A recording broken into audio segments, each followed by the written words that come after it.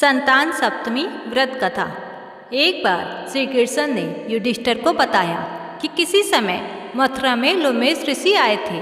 मेरे माता पिता देवकी तथा वासुदेव ने भक्तिपूर्वक उनकी सेवा की तो ऋषि ने उन्हें कंस द्वारा मारे गए पुत्रों के शोक से उभरने के लिए आदेश दिया।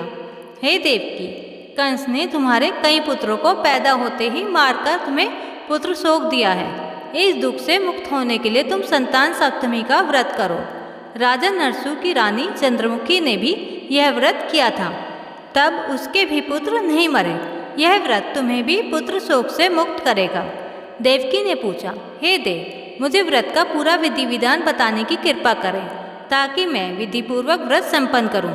लोमेश ऋषि ने उन्हें व्रत का पूजन विधि बताकर व्रत कथा भी बताई। नहुस अयोध्यापुरी का प्रतापी राजा था। उसकी पत्नी का नाम चंद्रमुखी था। उसके राज्य में ही विष्णुदत्त नामक एक ब्राह्मण रहता था। उसकी पत्नी का नाम रूपवती था। रानी चंद्रमुखी तथा रूपवती में घनिष्ठ प्रेम था। एक दिन दोनों सरयू में स्नान करने गई। वहाँ अन्य स्त्रियां भी स्नान कर रही थीं। उन स्त्रियों ने वहाँ पार्वती शिव की प्रतिमा बनाकर विधिपूर्वक उनका पूजन किया। तब रानी चंद्रमुखी तथा रूपवती ने उन स्त्रियों से पूजन का नाम तथा विधि पूछी। उन स्त्रियों में से एक ने बताया, हमने पार्वती सहित शिव की पूजा की है। भगवान शिव का डोरा बांधकर हमने संकल्प किया है कि जब तक जीवित रहेंगी तब तक यह व्रत करती रहेंगी। यह मुक्ताभरण व्रत सुख तथा संतान देने वाला है। उस व्रत की बात सुनकर उन दोनों सखियों ने भी जीवन प्रयत्न इस व्रत को करने का संकल्प करके शिव जी के नाम का डोरा बांध लिया, किंतु घर पहुंचने पर वे संकल्प को भूल गई। फलतः मृत्यु के पश्चात रानी वानरी तथा ब्राह्मणी मुर्गी की योनि में पैदा हुई। कालांतर में दोनों पशु योनि छोड़कर पुनः मनुष्य योनि में आई। चंद्रमुखी मथुरा के राजा पृथ्वीनाथ की रानी बनी तथा रूपवती ने फिर एक ब्राह्मण के घर जन्म लिया। इस जन्म में रानी का नाम ईश्वरी तथा ब्राह्मणी का नाम भूषणा था। भूषणा का विवाह राजपुरोहित अग्निमुखी के साथ हुआ। इस जन्म में भी उन दोनों में बड़ा प्रेम हो गया। व्रत भूलने के कारण ही रानी इस जन्म में भी संतान सुख से वंचित रही। प्रौढ़ावस्था में उसने गूंगा तथा बहरा पुत्र जन्मा, मगर वह भी 9 वर्ष का होकर मर गया। भूषणा ने व्रत को याद रखा था, इसीलिए उसके गर्भ से सुंदर तथा स्वस्थ 8 पुत्रों ने जन्म लिया। रानी ईश्वरी ने पुत्र शोक की संवेदना के लिए एक दिन भूषणा उससे मिलने गई। उसे देखते ही रानी के मन में जलन पैदा हुई। उसने भूषणा को विदा करके उसके पुत्रों को भोजन के लिए बुलाया और भोजन में विष मिला दिया, परंतु भूषणा के व्रत के प्रभाव से उनका बाल विवाह का न हुआ। इससे रानी को और भी अधिक क्रोध आया।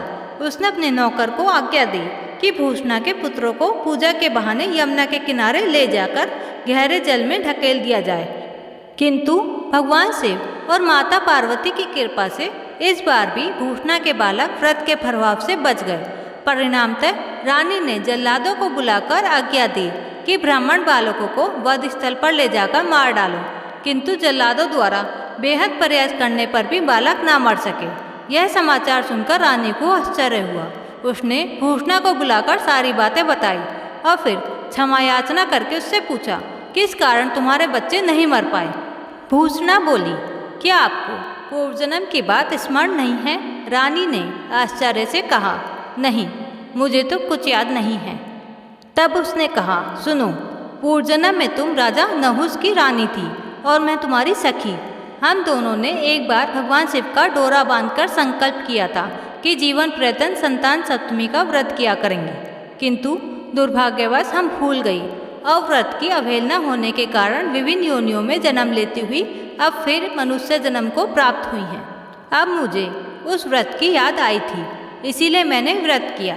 उसी के प्रभाव से आप मेरे पुत्रों को चाहकर भी न मरवा सकी। यह सब सुनकर रानीश्वरी ने भी विधिपूर्वक संतान सुख देने वाला यह मुक्ताभरण व्रत रखा। तब व्रत के प्रभाव से रानी पुनर्गर्भवती हुई और एक सुंदर बालक को जन्म दिया। उसी समय से पुत्र प्राप्ति और संतान की रक्षा के लिए यह व्रत प्रचलित है।